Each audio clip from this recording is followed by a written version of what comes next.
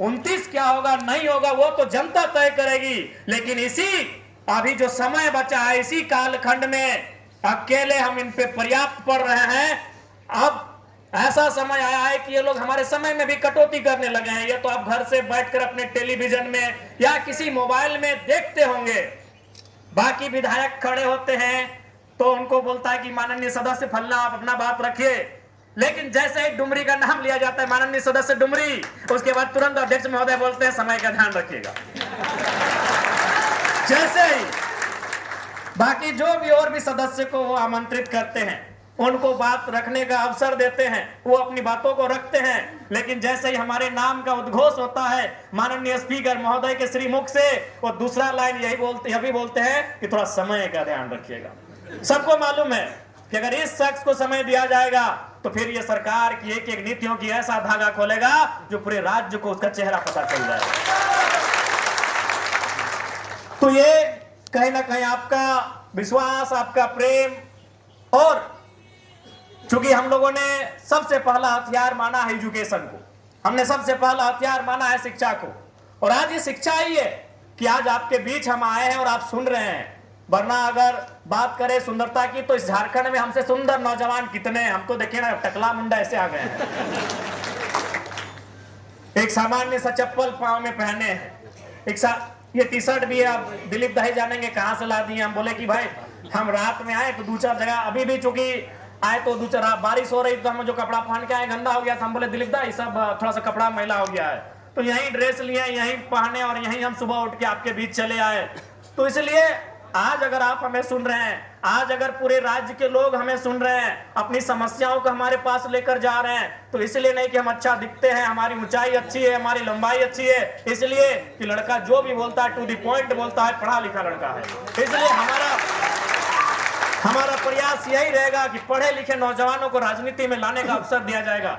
देखिए बुजुर्ग लोग भी बैठे हैं, महिला लोग भी बैठे हैं, नौजवान भी बैठे हैं, कोई भगवान को मानता है, कोई ईश्वर को मानता है, कोई अल्लाह को मानता है, कोई जीसस को मानता है, कोई मरंग मुरु को मानता है, कोई बूढ़ा बाबा को मानता है। सबकी आस्थाएं हमारी अलग अलग हो सकती हैं, लेकिन हमारी जरूरत एक है। हमारे ईश्वर अलग अलग हो सकते हैं, हमारी पूजा पद्धति अलग अलग हो सकती है, कोई प्रार्थना करता है, कोई इबादत करता है, सबकी आस्था अलग हो सकती है, सबका मत अलग हो सकता है, लेकिन हमारी जरूरत एक ही है, वो है रोटी कुर्ता और मकान की जरूरत है। ये किसी की अलग नहीं है, ये किसी की अलग नहीं है। दिलीप मेहता भाई हो सके कृष्णा जी को मानते हैं, ओमकार जायसवाल जी शंकर जी को मानते हैं, आजाद हुसैन अल्लाह को मानते होंगे, लेकिन जरूरत इनकी भी वही है, रोटी कुर्ता मकान की।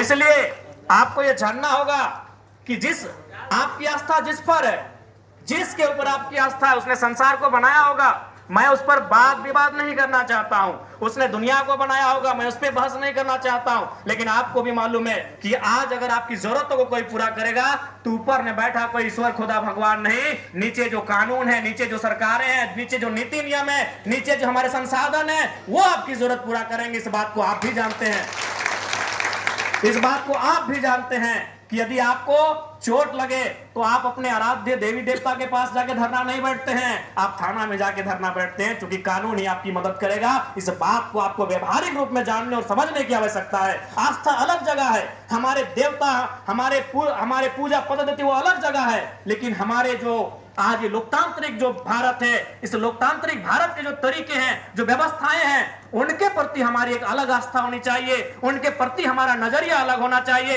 इस बात को भी हमें तय करने की आवश्यकता है। इसलिए आज पलामू की पावन धरती में हम इतना जरूर कहेंगे कि आज राजनीति एक ऐसा जगह है जिससे हमारी समस्याओं का समाधान है। क्योंकि भारत राजा का देश नहीं है, भारत में राजतंत्र नहीं है, भारत में प्रजातंत्र है, भारत में लोकतंत्र है, भारत में जनतंत्र है, भारत में गणतंत्र है, और उस गणतंत्र का आधार भारत का संविधान है। और वो संविधान की रक्षा कौन करते हैं? राजनेता करते हैं, जिनको हम लोग या तो राज्य में असेंबली कहिए और देश में पार्लियामेंट कहिए। और वहां कौन चुन के जाते हैं? हमारे और आपके वोटों से लीडर चुन के जाते हैं। इसलिए लीडर का चुनाव बढ़िया होना चाहिए। आज हम अपने लीडर की शिकायत करते हैं, हम फिर चुनाव आता है, हम उनको वोट करते हैं, फिर चुनाव के 6 महीने बाद हम उनकी शिकायत करते हैं, तो उसका कारण कहीं ना कहीं हमारा नजरिया है, हमारी मानसिकता है। मैं आप सभी को तो नहीं कहूंगा, लेकिन ये सच्चाई है। मैं डायरेक्ट आपको नहीं कहूंगा, लेकिन ये सच्चाई है।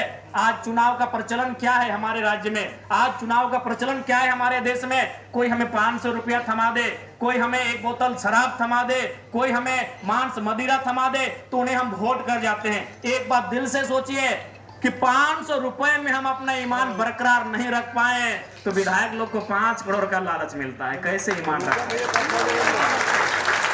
हम 500 रुपए में अपने ईमान को नहीं रख पाए, और हम ना चाहते हुए फिर उसी नेता को वोट दे दिए कि भैया रात को पैसा पकड़ लिए हैं, भैया रात को हम पैसा पकड़ लिए हैं।